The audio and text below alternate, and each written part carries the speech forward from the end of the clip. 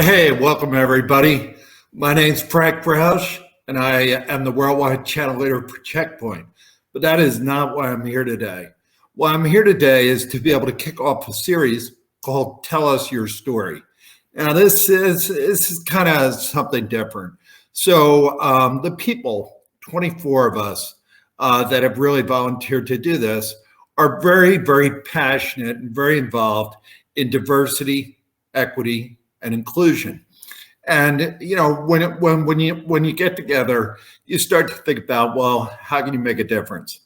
And somebody said, well, why don't you do a podcast? Why don't you start off like that? I'm like, why would anybody want to join another Zoom, another webcast, etc.? And then we started to think about it, and we thought that this is kind of a really, really unique angle. It's an angle where we combine channel leaders. And I love to hear stories. I really do. And these channel leaders, over 20 of them, are absolutely leaders in diversity and inclusion.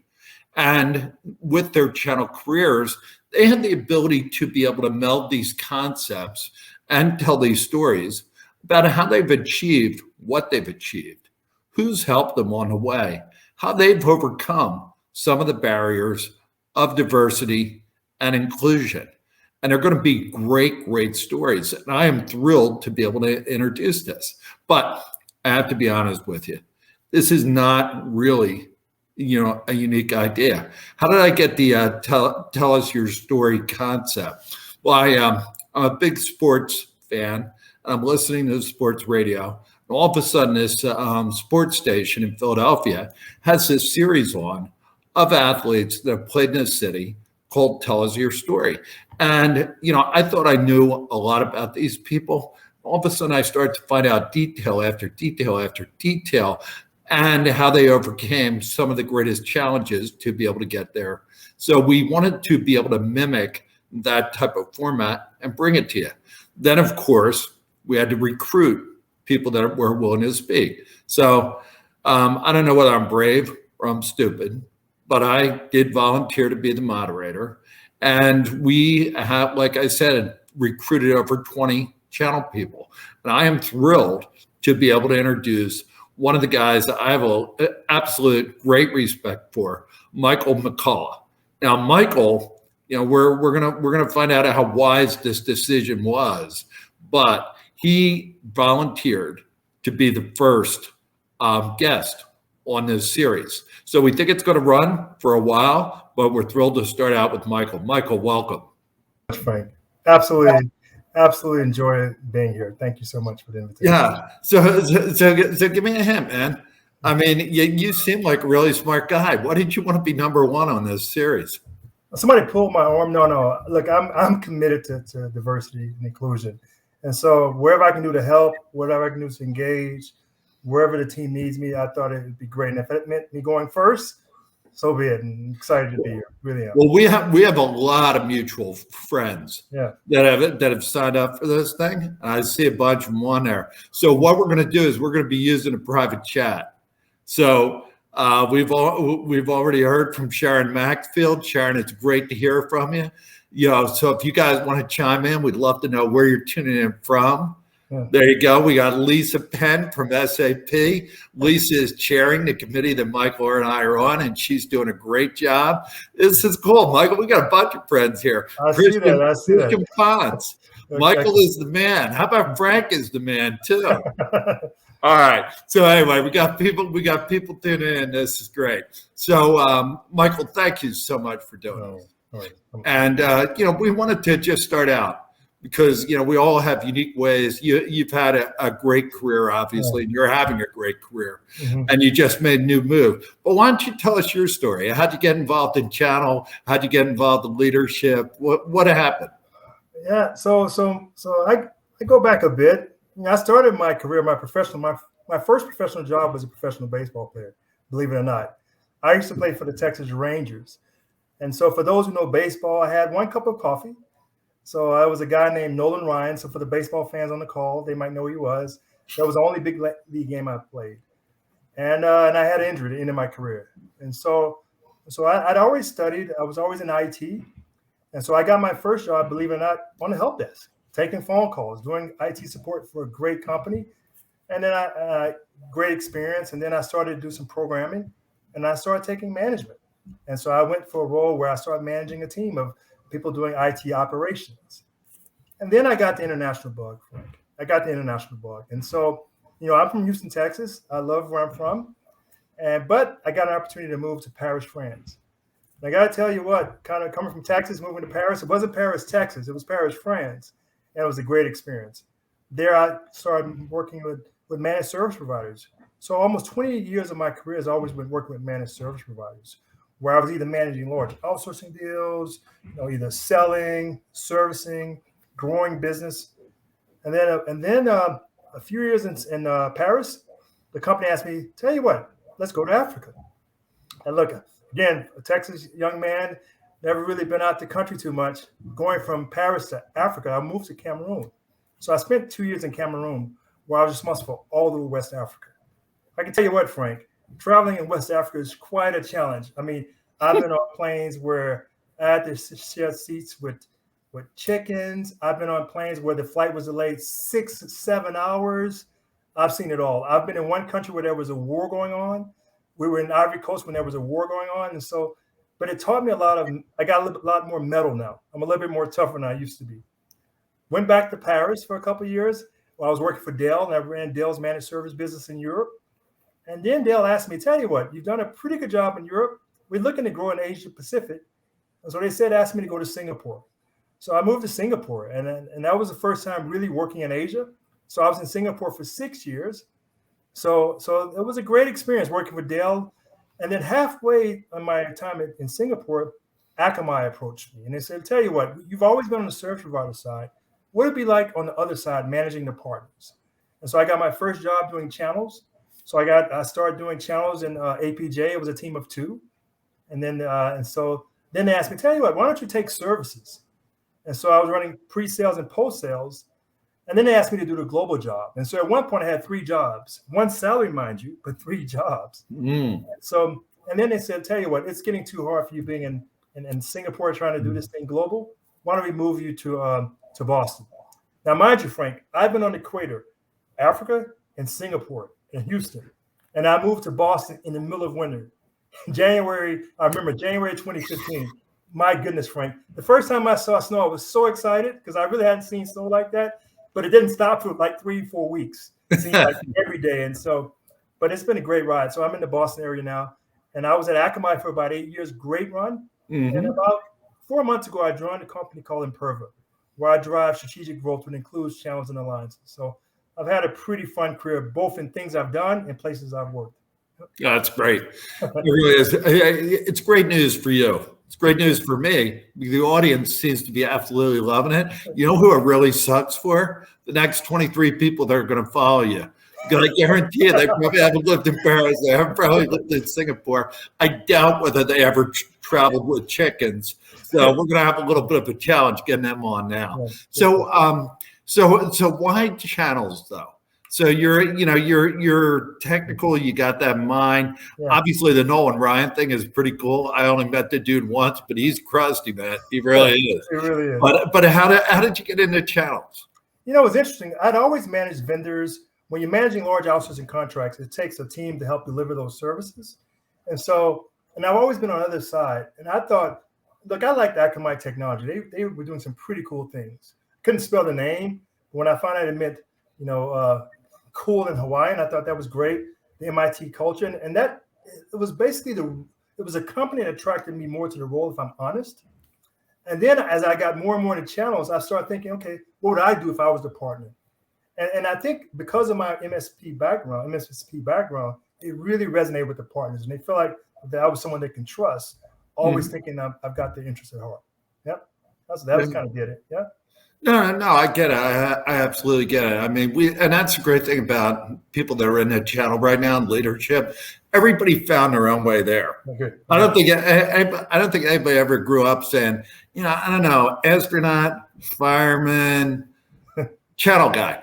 Yeah. I don't think so. I don't think so. I don't think it happens that way. So obviously, you're passionate about diversity, equity, and inclusion. Yeah. How did you kind of form that passion through your career? Because I mean, you lived in so many different cultures. You've had so many different roles.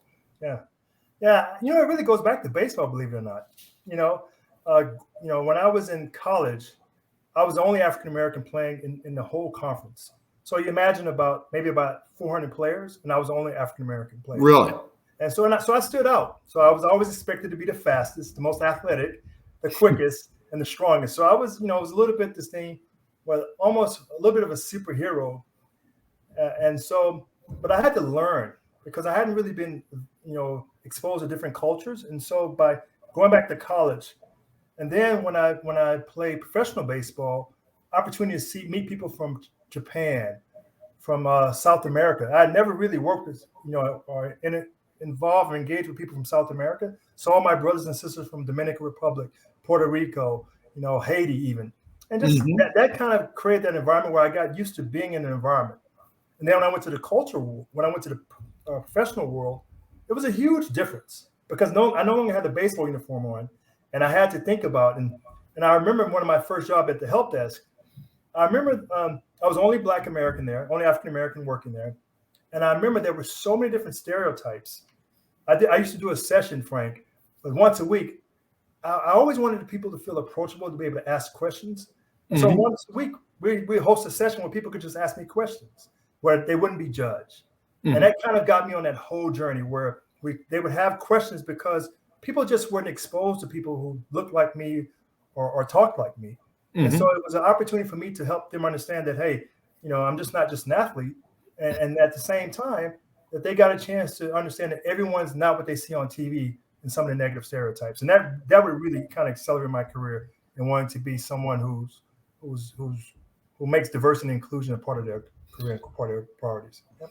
So when you it's a great story. It's very, very unusual perspective, especially when you throw the pro ball into it. So when you were in that conference and you were one of 400, did you? What was the first thing you thought about? Did you think about advantage or disadvantage?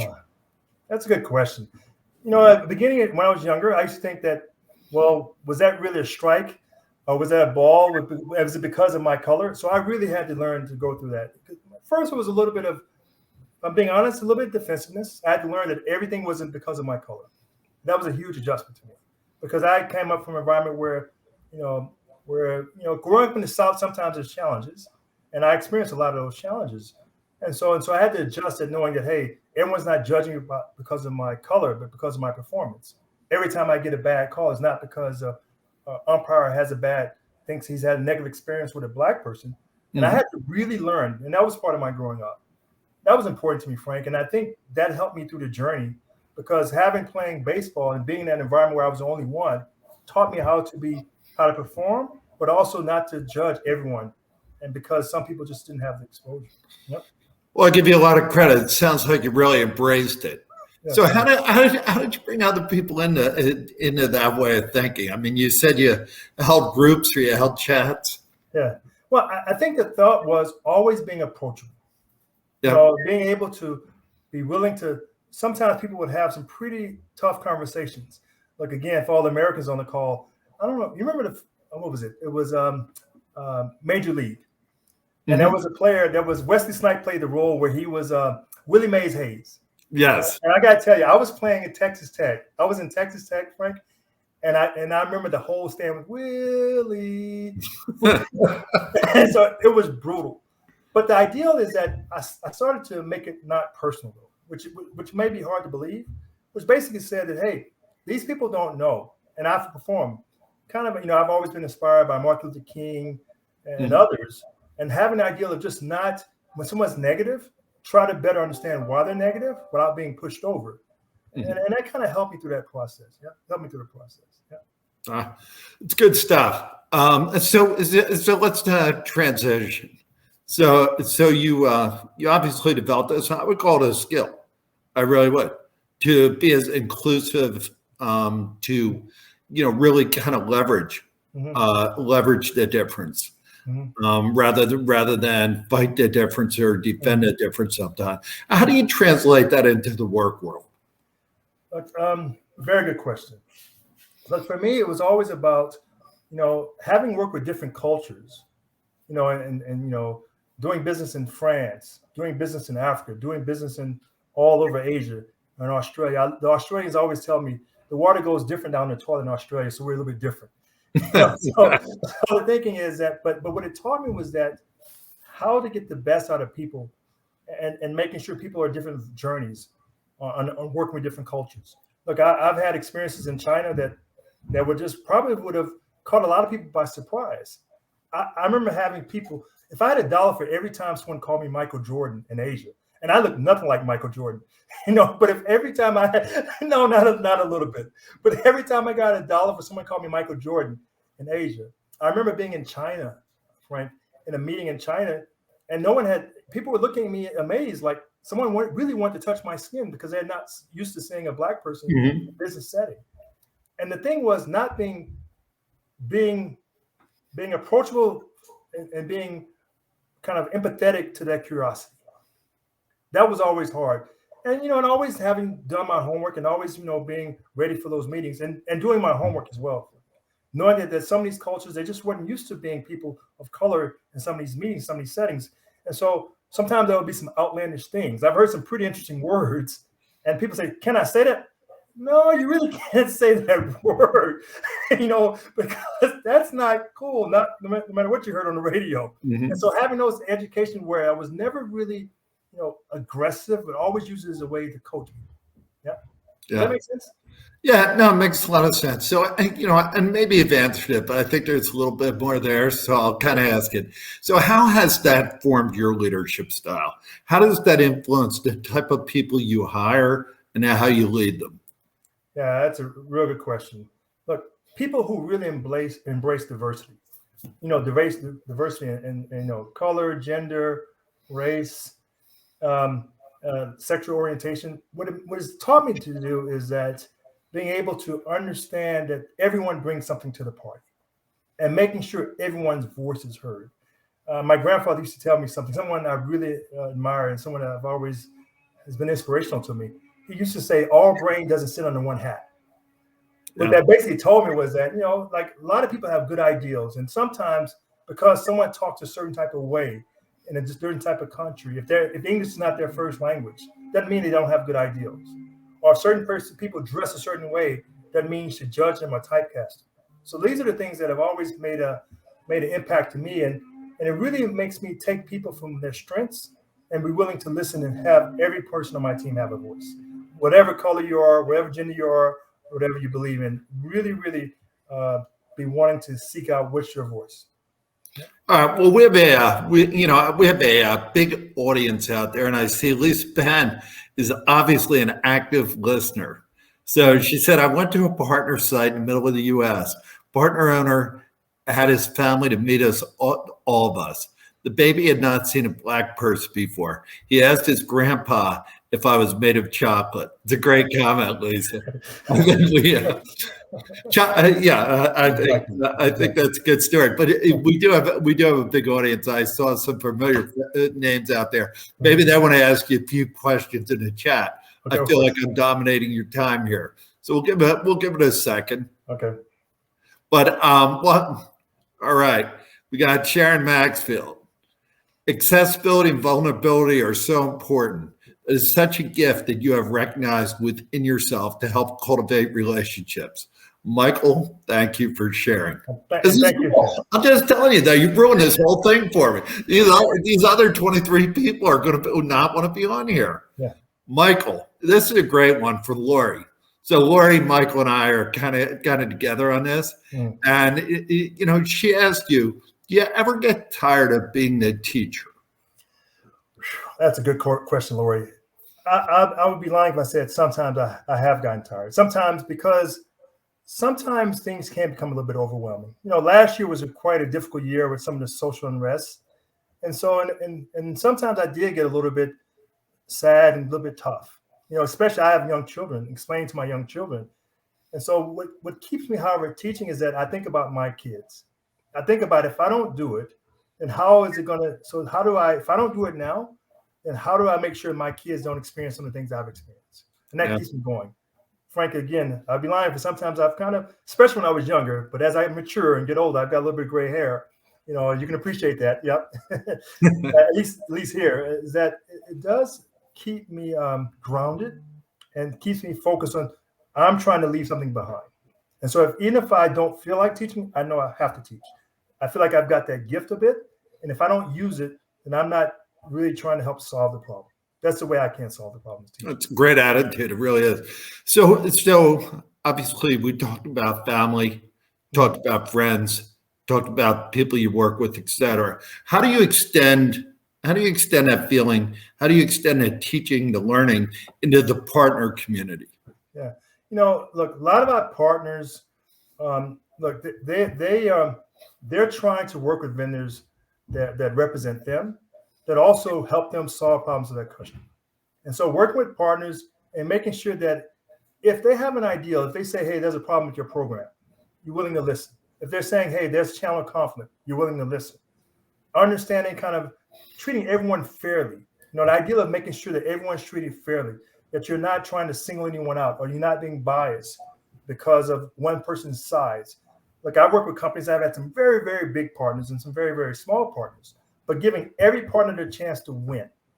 You know what I mean? So that, you know, every partner, and I think that's core to my beliefs and my ethics, is that if you deliver A, B, and C, you too can achieve X or Y or Z. And that's something that from a diversity point of view, if I know the rules and I deliver against the rules, then as long as you don't hold me, judge me because of what I look like or who I love or what I think about, and that I deliver that, then I can achieve a goal. That's the same approach I take with our partners. So you'll never see me put a channel program in place where if a partner can achieve X, can deliver the results you're looking for, they can achieve the top of the program pyramid. And I guess that applies to diversity, if that makes sense. Yep. No, it does. It absolutely does. So we have a lot of people in here that may be a little bit earlier stage in their career. I think that's an appropriate way to put it. Would be so you know, basically, you know, I started out, you started out. We all have dreams. We all have aspirations. Mm-hmm. What advice would you give them? Look, getting a mentor, someone that you can trust, that will give you direct feedback, that will provide you the support you need, and hold you accountable when you step over the line. I think it's very important. I've had so many mentors, Frank, that I just can't count. You know, my mother was an amazing mentor. My father didn't have a lot of education, but he helped mentor me. You know, my grandfather, and I've had so many mentors, however, in the professional world as well. I never forget a guy by the name of Mike Benjamin. You know, Mike Benjamin is about 6'6", an amazing leader. But he would tell me, Mike, you know, make sure you do your homework. Make sure you're prepared for the meeting. And everything isn't because of the way you look or the way you talk. That coaching that he gave me, and then making myself approachable and be willing to take the hard assignments sometimes. You know, I never forget when I was going to Africa. I remember this. You know, one of the most important people that supported me is my wife and my kids, particularly my wife. I never forget when I was getting ready to move to Africa, and my grandfather was in the military. I told my grandfather, I'm moving to Africa, and he was quiet for a minute, Frank. And I was like, he was angry, and he said, I fought in the war. You don't have to move to Africa. I fought in the war for you, so you didn't have to move to Africa. I tried to explain to Grandpa, no, I want to go. And the support I got from my wife and from the people in my career and my colleagues, they gave me all this support. And having it and identifying people who will really be honest and direct with you on how you're doing and what you're doing right and what you're doing wrong is just one of the most incredible things I would encourage anyone to find as they begin their career. Yeah. I love it. Mentors and families. Well, I think we're off to a good start here, and we have our friend from WWT, Bob Olwig, coming in. Michael, thanks for being on this. Yeah. What's your one go-to trait that helps you be successful in battling discrimination? But I think Bob's being conservative. You might have more than one. Empathetic. Be empathetic. You know, and just the ideal is that understanding that everyone hadn't been educated the same way. Some people have not been exposed. That empathy is so important to just help to try to understand why a person thinks that way. Now that's hard. Sometimes it can be frustrating. Sometimes you can get a little bit lost in the conversation. But being empathetic allows you to try to meet that person where they are and help them. Because then when you meet that person where they are, you can help them on the journey. Sometimes you have to, as we say down south, you have to wipe the dust from your feet and keep moving. But at least try to be empathetic, because you never know that conversation you have, it might not have impact on your relationship, but it might have an impact on a relationship with someone else. That makes sense. No, I think empathy is good advice. So empathy mentors, being able to take a risk, being able to move to a new country, to be able to accept a new culture, to be able to stand as one in a crowd of maybe 400. A lot of good lessons. So I think I've learned something about these virtual events. I don't know if you agree with me, but probably 30 minutes is right on time. So we're almost right there. Any parting comments? I think first of all, thanks, Frank. I really enjoyed the conversation. You're a great host. You're a great MC. I see why you're doing a few of these. Look, be proud in your diversity. Sometimes especially when you're a diverse employee, or you're leading, or you're a diverse candidate, your diversity is what sets you different. Be proud of it. Recognize that people might not have the same experience as I said earlier, but never be ashamed of who you are from diversity. Like I tell people when they ask me, "Where are you from, Mike?" I say, "I'm from the United States of Texas." I'm proud that I come from Houston. I'm proud. I know what it taught me. It taught me certain guidelines. It taught me certain characters, and just always be proud of that, knowing that by being who you are and being true to who you are, you're able to help educate others that might not have ever had the opportunity to be exposed to someone that may look like you. Yep. Okay, very good. Well, it's a great way to wrap it up. Yep. You've been a great guest. You're a great guy. Thank you so much. Okay. And we're going to continue together. And I think maybe you should host one of the. No, I don't think I can. I'll do you, Frank. So. Come on. All right, good stuff. And thank you to the audience, and thank you to Reggie and everybody else that helped us out of here. All right, have a great day, Michael. Thank you, everybody. Yeah.